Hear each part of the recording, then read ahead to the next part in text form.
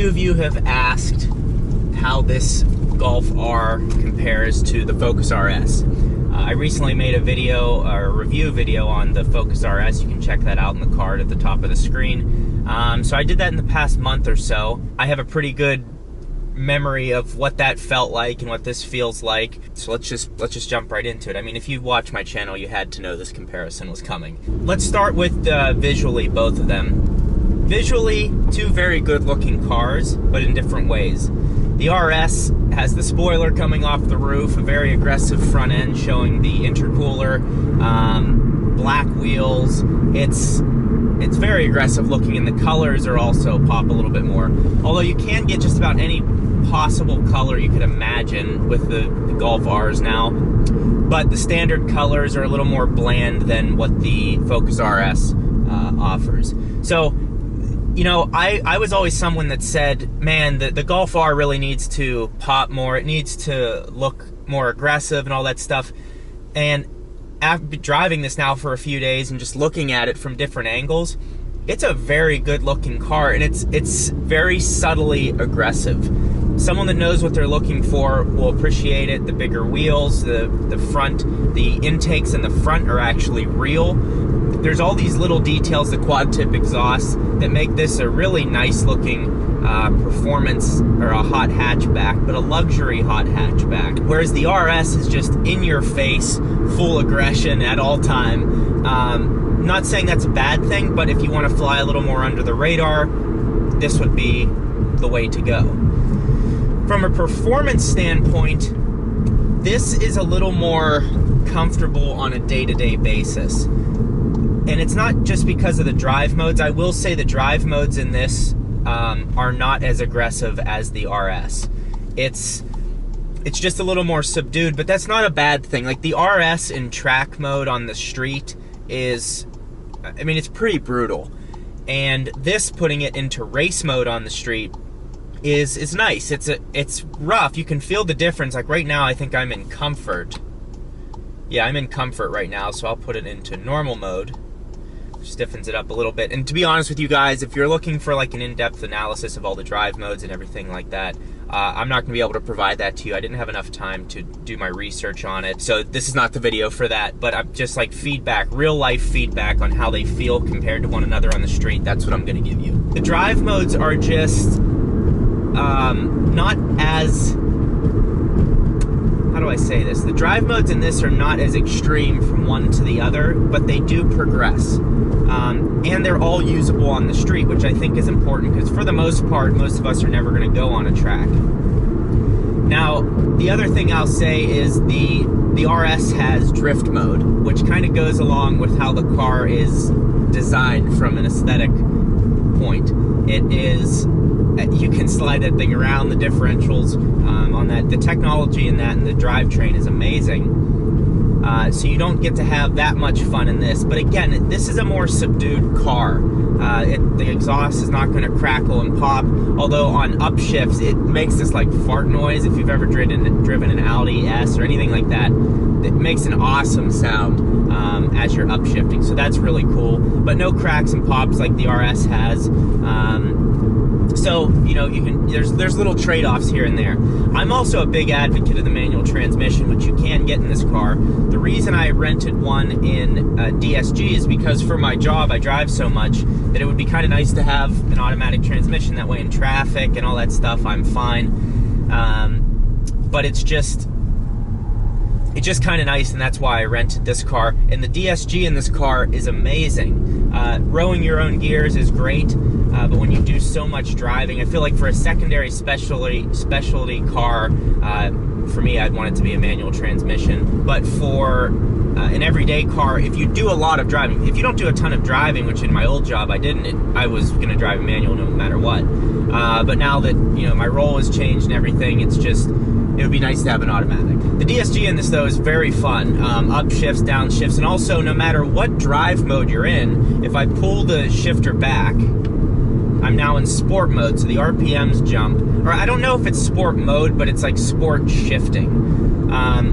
So it's just ready to go. I mean, and the shifts are, they do this like pop. So let's see if we can hear that here.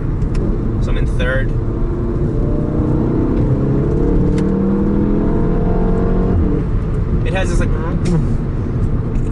sounds like, if you've ever driven a Porsche or a higher end, some of the higher end cars that I've reviewed, this has a somewhat exotic feel to it when you upshift. The transmission is that good. It's lightning fast. It's not PDK fast, but again, it's not a Porsche, you know? It's downshifting to the light here. It's just, yeah, I'm like very impressed with this car. The technology, the appearance of it is outdated, but the functionality of it is lightning fast. For example, if I go to car, here are these shifts. Yeah, my only complaint is in sport, when you put the shifter back into what I think is sport mode or sport shifting, it holds second gear way too long. Like if I'm just driving, it's like if I'm flooring it, yes, I want to go to red line, but as I'm just driving, it like holds and holds. I'm like, okay, we need to shift, so I ended up usually shifting it. DSG is impressive. Also, everything in this car it's just, you know, you're comparing, price-wise, you're comparing apples to apples, because these are both $40,000 hot hatches. Now, I know you get the drift mode, you get some extra things with the RS that give it more of a personality. This car is a lot more toned down than that is. But for, you know, $40,000 for both of them, and let's throw reliability out the window. A lot of the conversation has been, well, VWs, you can never trust the reliability. It's like, well, okay, you can't trust the RS, you can't trust the VW, no one trusts the new Honda Civics, no one trusts the Type R too much. Like, what do you, they're performance cars, they're not base models that are gonna run forever. Like, there's a lot of pressure going through that engine, they're not gonna be driven, some of them are gonna go to tracks. Like, you can't really throw that argument into every single new car out there. Yes, cars are not as reliable as they used to be. They're just not built as well, and they're the parts, they're just not built to last like they used to be, because companies want to push sales. So put that aside. If you're worried about it, get an extended warranty, do your normal maintenance, you'll be fine. There's lemons out there, and that will hopefully be taken care of appropriately by the manufacturer. So let's put that aside. Let's not even talk about that. I'm just talking, let's compare price to price. What would you get? It's almost a toss-up, but if you want something that is going to be more of a focused car, you want to get the RS. If you want something that's more balanced and a little more luxury, you want to get the Golf R. The Golf R also gets a little bit better miles per gallon. I haven't experienced that yet. You can only imagine why. There's a lot of really nice things in here. For example, the steering wheel. The leather is something that's going to last longer over time. The RS wheel is the same material as my ST, and it's fine. I've kept it clean, but I have to be very cautious with this leather down here because it almost like peels or picks off. So this wheel feels like a Mercedes or BMW wheel, probably more like a Mercedes wheel. It's just going to last. It's just well-built leather. It's shiny. This thing has 61,000 miles on it, and it's been rented by who knows how many people, and it's in good shape. It's, you know, it's not in great shape, but for a rental, it takes abuse, and it's well put together. The seats are also very comfortable. They're bolstered. They are bolstered. You sit down in them, and the seating position is good. I feel like I'm sitting low, and I'm in a performance car, but it's not over cumbersome where the RS and ST is. And the ST is more so than the RS. It's weird. I don't know if it has to do because the RS has the Alcantara or suede up the center of it. That might have something to do with it. It might be upholstered. I don't know if that's the right way to say that, but it might be upholstered in a less aggressive way. But it's more comfortable, but you still have the support you need. And that's, one thing on longer trips or when it's really hot outside that you would come to appreciate over time. For as much driving as I do, I know I would, because on the longer trips. So.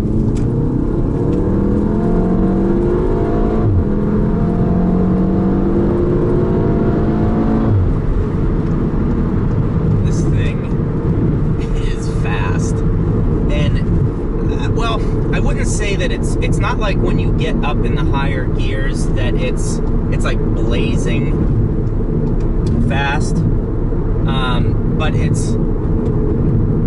The RS, I will say, when I merged onto the road, has more top-end power than this. I mean, it does have more, it has 58 more horsepower than this does. So, yes, it has more power, so you have that top-end horsepower that you're not going to have in the Golf R. With the Stage 1 tune in this car from APR, you're looking at, I think, 380 horsepower. Like, that's insane. So you have that option to go as well. If you want to tune your car and you want to get a Golf, the options are endless. Same for the RS. I think the Golf probably has, because it's been around longer, has more options. Also a more mass-produced car. The RS was only produced from 16 to 18, I think it was. So there's probably more options aftermarket for this. Plus with the DSG making the shifts quicker, there's a lot of power that this thing can handle as is. So RS feels faster in the straight line pulls, but again, this thing is quick as well, and it takes a little bit for the turbo to spool up, but it's the same in the RS. The turbo lag's about the same, so you're not going to notice much there.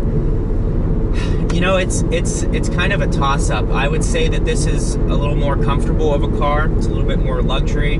I don't know that it has the personality, though, that the RS has, and that's kind of my opinion on it. I'll stop droning on. I'll try to get back to you guys for as many comments as possible.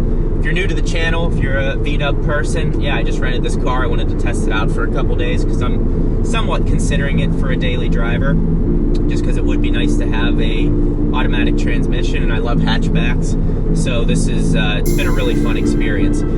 So thank you for watching. Drop a like on the video if you enjoyed it. If you didn't enjoy it, please drop a like. I urge you.